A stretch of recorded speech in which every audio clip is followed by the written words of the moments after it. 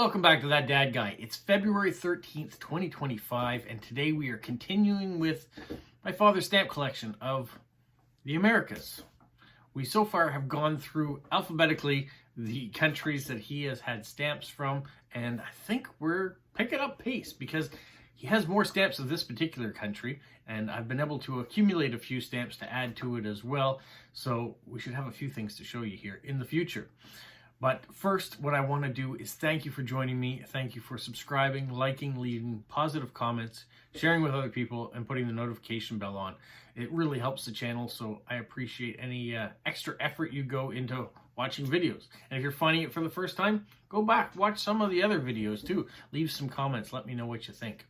All right, so today we are talking about the island nation of Cuba, and it has had quite the interesting history. It has gone through lots of changes and lots of people trying to leave their mark on this little island, and it has left its mark on the world too from what it has done. So let's get right into it. The motto for Cuba is "Homeland or Death, we shall overcome." Very powerful motto. The capital is Havana. The main language is Spanish. And the government is Unitary Marxist-Leninist, a one-party socialist republic. How did we get there? Well, let's go back in history and see where they came from. So the pre-Columbian era went back about 6,000 years before Columbus. And there were people that had migrated there from South America and Central America. And they were hunter-gatherers, and there was evidence of them through the pottery and things that have been left behind on the island. But the island was first explored by the Europeans in 1492. It was called the Guanahani Island on October 12th, my birthday, 1492. And then 5 days later, Mr. Christopher Columbus landed there, and he claimed the island for the new kingdom of Spain, and he renamed the island of Juana, or John's Island, after the only son of King Ferdinand II of Spain. Now, Prince Juan Asturias and Girona died in 1497, so 5 years later he died at the age of 19 from either tuberculosis or smallpox, so he didn't live very long. In 1511, the first Spanish settlement was at Baracoa. In 1514, the capital, Cristobal de la Habana, was created, and in 1519, it was at its current location where you currently find Havana. And in 1607, they made it the capital. But in 1529, measles outbreak killed 2/3 of the natives that previously survived the smallpox disease brought by the Europeans. So the Europeans weren't very nice. They came, took the land, and they brought diseases that the natives had no immune system for, and killed off almost all of them that way. In 1548, Gonzalo Perez de Guala was appointed governor of Cuba. In 1549, he declared the liberty of all natives, and he built Havana's first church made of masonry. So, start a little progress, setting up some ground rules, creating the capital, establishing a more permanent religion there. Cuba developed slowly with its diversified agriculture. It was different than the plantation styles of most of the other Caribbean colonies. It developed as an urbanized society, and it was supported by the empire. So the Spanish Empire really took note of Cuba and kind of made it a stronghold for a lot of things. Between 1790 and 1820, those 30 years, 325,000 Africans were imported to Cuba as slaves, 4 times the amount of the previous 30 years. So they really, when disease went through and killed off the natives, and then the natives were kind of intermingling with the Europeans that were coming there, they needed more workers to come, so yeah, slaves was a natural progression. In 1812, though, there was a slave uprising. It was squashed, though, but slaves took notice. There was a lot more of them than there were of the natives or the Europeans that were there. In 1817, the population of Cuba was 630,000, It was made up of 291,000 whites, 115 mixed free people, and 224,000 slaves.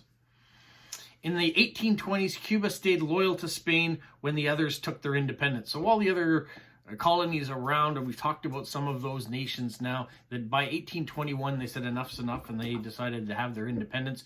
Cuba stayed loyal and stayed a strong colony and kind of a hub for the Spanish Empire. In 1868, Carlos Manuel de Céspedes, who is known as the father of the homeland, declared for Cuba's independence and the start of the 10-Year War. He condemned slavery in theory. He basically said that if the masters of slaves wanted to let their slaves fight in the war, they would get to be free. So if the masters didn't, they still had slaves. So that was kind of the tricky point in between. They were also joined by political refugees from the Dominican following its re-annexation, the military officers of the Spanish army. So officers that went into Dominican Republic to try to re-annex it by Spain. When the annexation failed and they had no job left, they decided they'd move over to Cuba. They tried to join up with the Spanish army that was there, and they didn't want them, so they decided that they would be part of the revolution. So they moved in, they helped in the tactical fight. Also, mercenaries were brought in from Canada, Colombia, France, Mexico, and the United States, plus Chinese nationals brought in as indentured servitude were also used in the fight. This was the 10-Year War. And by 1878, the Revolutionary Army, the mercenaries, all those people that were from all different backgrounds had a lot of tensions because they didn't like leadership of other ethnic groups, or maybe a leader that was from the Dominican Republic that was fighting for Cuba. And so things started to wane. And the Spanish army was getting equally as distraught over it. So they decided in 1878 they'd have a pact, the Pact of San Juan, which ended the conflict because everybody was exhausted. They decided that Cuba could have a little bit more power, a little bit more autonomy, and that's where they would go from there. Let's get my notes correct. 1886 was the official end of slavery in Cuba. In 1895, they started their War of Independence. Once again, we won independence from Spain. Spanish troops greatly outnumbered the local force. Guerrilla warfare and sabotage techniques started to be used in order to disrupt the government, to disrupt the Spanish armies. That's how they fought back. But what Spain did instead, they hoarded all the rural population and put them into city fortresses, which were basically the first concentration camps, or one of the first concentration camps. Between 200 and 400,000 Cubans died from starvation and disease in these camps. In 1898, the United States decided we're going to send a ship to Cuba to kind of protect some of our interests. And so they sent the USS Main. It was sent to Havana to protect U.S. interests. It arrived, it spent a little time, it exploded, and it sank, killing a third of the crew that were on board. And they blamed Spain. They said, Spain blew up our ship, and we're going to go to war. So the United States declared war on Spain. That war lasted between April and August, about 3 months. There was a Treaty of Paris in December that ended the Spanish Empire. That basically was the end of the Spanish Empire. U.S. acquired Puerto Rico, Guam, the Philippines, and a protectorate over Cuba. So that was the start of an American growth, an American empire, where they were getting territories in different places too, and protecting their shorelines by having these different places like Cuba. In 1902, Cuba got its independence from the United States, but it had the Platt Amendment in that independence. So they got independence, but there was a caveat. The United States could unilaterally interfere in Cuban affairs. That was one of the things that it said. They also got a lease on land for military base. You might have heard of Guantanamo Bay. Well, in 1903, they have that lease, and they were paying $2,000 in gold a year for the lease. Now, they renegotiated that agreement in 1934, and in In 1934, they were off the gold standard reserve, so this lease was now being paid in dollars, and at that point, $2,000 worth of gold was worth $4,085. So the U.S. started giving checks for $4,085, which Cuba stopped cashing in 1952. Because they never got any higher. They never kept up with inflation. By 2013, that check should have been worth about $50,000 a year. Still not a lot of money. But in 1952, they stopped cashing those checks.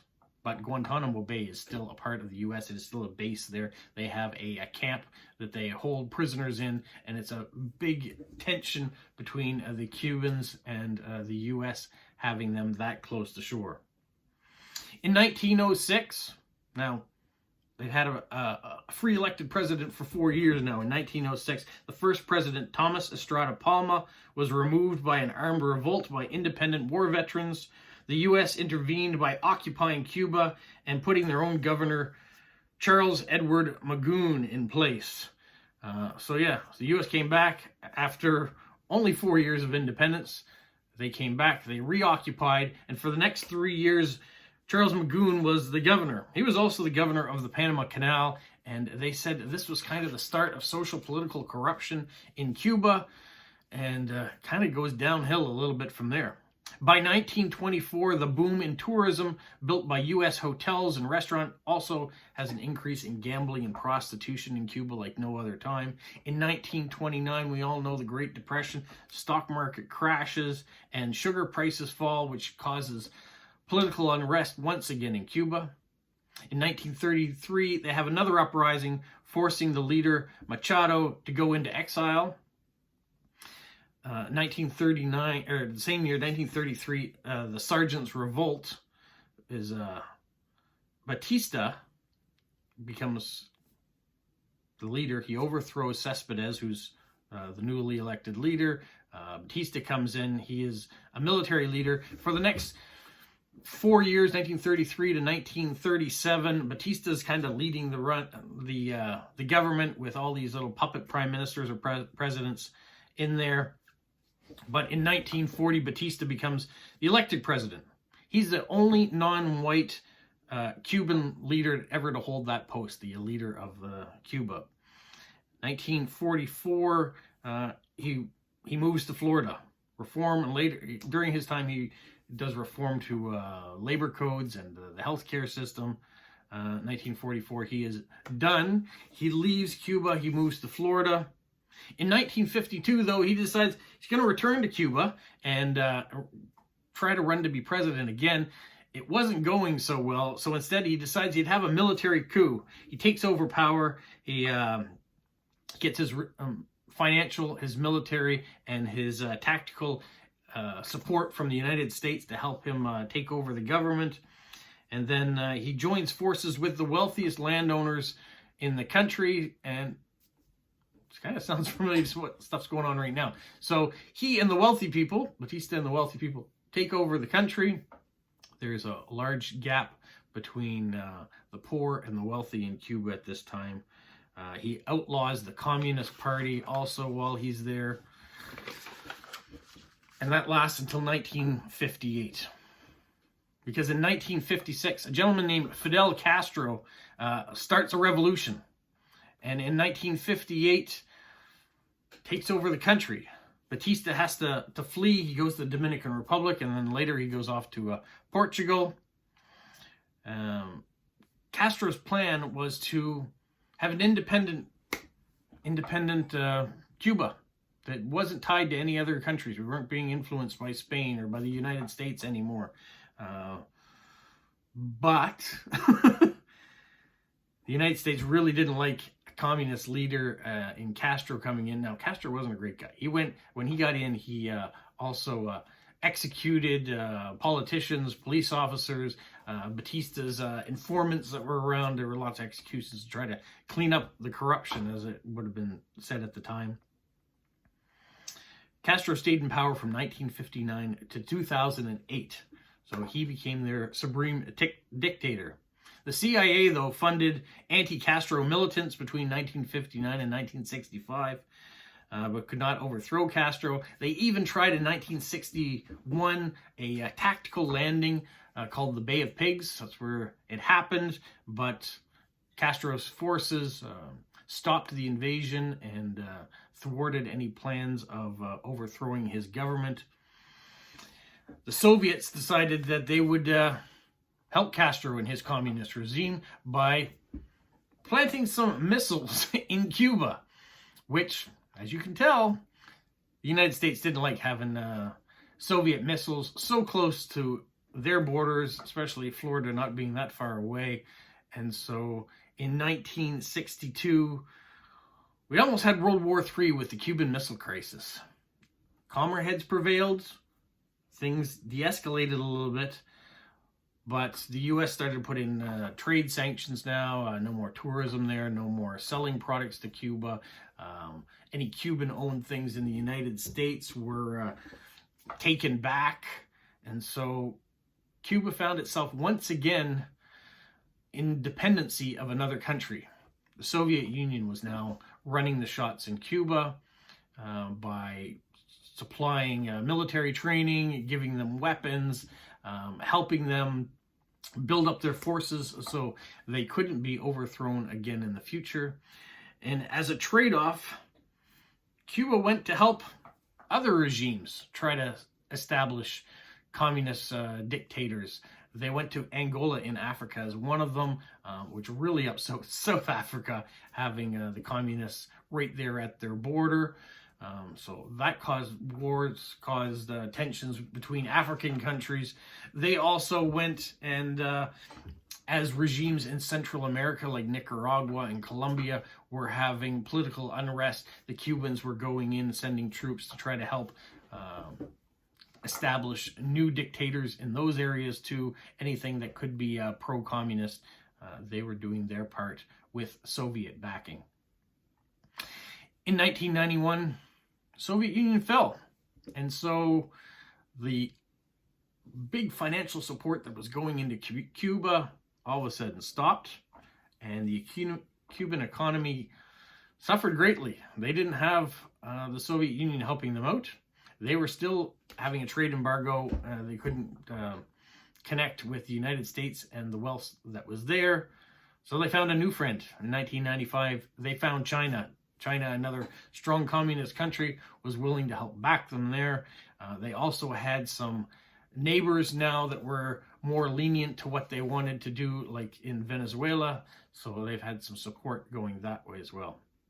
In 2008, Fidel Castro was having health issues. He decided he'd step down. He would make his brother Raul leader. He stayed in power until 2018. In 2019, they have a new constitution, a new leader elected, but still just the Communist Party in charge. So that is Cuba in a overview. They have gone through lots of turmoil. They've had many different people, nations, try to use them as a base of operations, whether it be military or economical.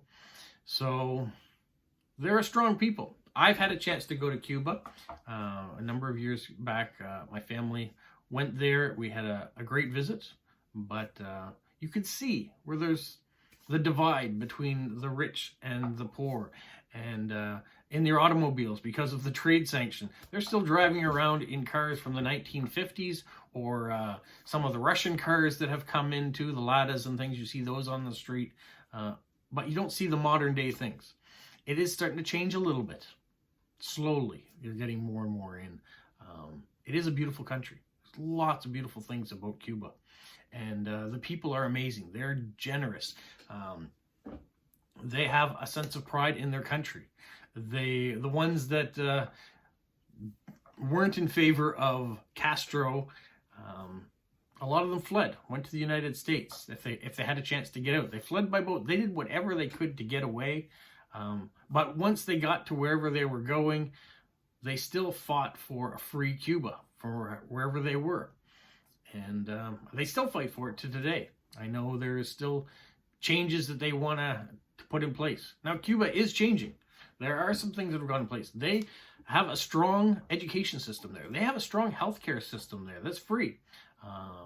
They legalize same-sex marriage. They have a bunch of things that are in a progressive way, but they still have a one-party system. So make of it as you will. That is Cuba. Now what I want to do is show you Cuba in postage stamps based on the stamps that my father collected. Now I have to think that my father started collecting Cuban stamps later in life. He hasn't put them in Scott order. He does have a number of them, but it looks like he's just added them to the pages here. He's hinged them down. You can see here's a modern stamp next to an older stamp. You've got CTOs in here. So he may have bought some stamps along the way, Cuban packets. There are possibilities he's had some people that have traded with him as well. And gotten a few, I mean, there's some older stamps mixed right in amongst some, what at the time were newer stamps. I'm saying these stamps are probably from the 1970s, 1980s.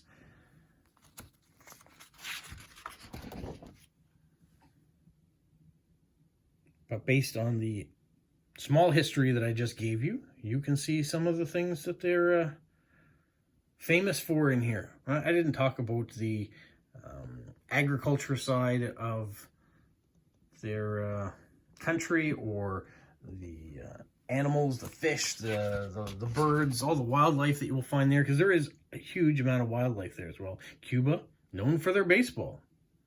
Are they known for their mushrooms, Stephen? I don't know.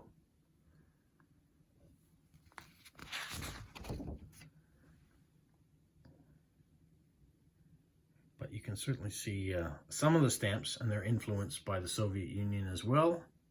Some of the things they do. Some of them you can see were put out probably more for selling to tourists. There's a collection of bird stamps right here.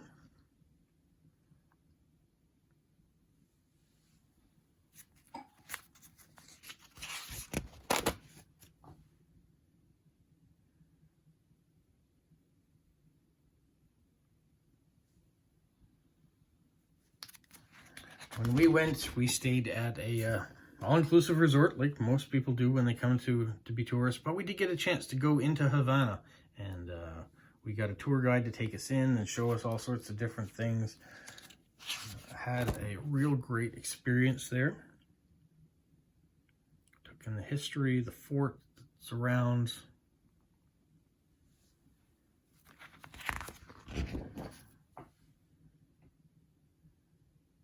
I'm not a smoker, so I didn't take in their Cuban cigars that they're famous for.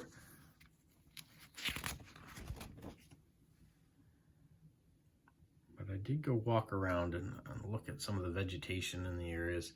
I felt safe being around there. I went to the Beatles restaurant that was relatively near where our resort was, which was kind of interesting. Oh, that stamp came right off.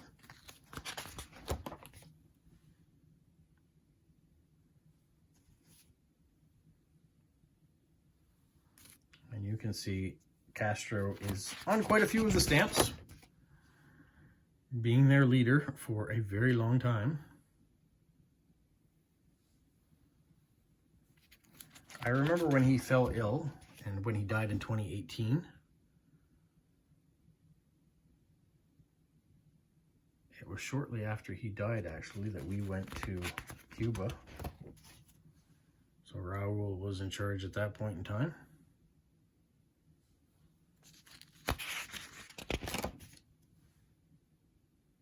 I remember talking to our local guide briefly about it because I didn't want him to feel like we were too nosy or him to get in trouble about talking about things that maybe he wasn't allowed to talk about, but I did ask a few questions. You can see this pack of stamps I actually got while I was in Cuba and gave to him. They didn't cost a lot. They were mint stamps. Really like the souvenir sheet that was in here. And then of these pages I picked up at the stamp show. So you can see there's a couple duplicates there. Some older stamps. These ones have the Scott numbers above them.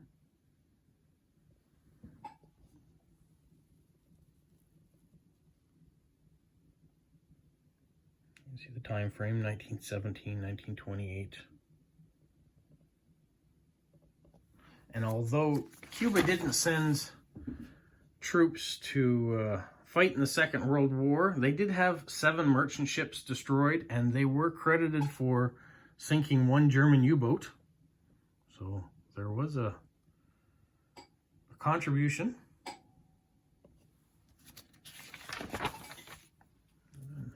One more of those. Plus, you know, I've been organizing my stamps. So the ones that I have that were just loose, that I've been buying for other giveaways or talking about other themes, I've been putting in these Vario pages. So they're not in any particular order, other than I put all the Cuban stamps together. Like I talked about airmail, so there's some airmail stamps that are in here, and themes like birds we talked about. And then some of the older ones that I found as well. I grew up a lover of history. I studied a lot of Canadian and British history, of course, North American history. Never really got into a lot of South and Central America. And so these weekly stamp engagements with my father's stamp collection have really opened my eyes to a bunch of different history that I didn't know a whole lot about. You know, some major things, you know, Cuban Missile Crisis, Bay of Pigs. We've covered those things in school. But some of the older history and Spanish colonization, you know, we know about British colonization, that's our influence, or French colonization with Canada as well. So when it comes to Spanish colonization, I'm learning lots each week, and I'm hoping you're picking up 1 or 2 things from these videos as well. And if nothing else, finding some beautiful stamps that these countries put out. So whether you're a topic collector or a world collector, or maybe you're now into picking certain countries to collect, these particular videos once a week maybe will show you something that you haven't seen before. Let's hope so anyways. That's it for now. Have a magical week. Like, follow? You say like, subscribe, share, and tell all your friends. Who's a good boy? Who's a good boy? Bye. It's not Cuba here today. We're supposed to get a snowstorm. I don't think we're gonna get it though. It looks like it may have just passed us. We have maybe 2 centimeters of snow come down of the 10 to 15 they said we were gonna get. Unless it's still to come, I don't know. It's white out, you can see that, but it's not snowing right now.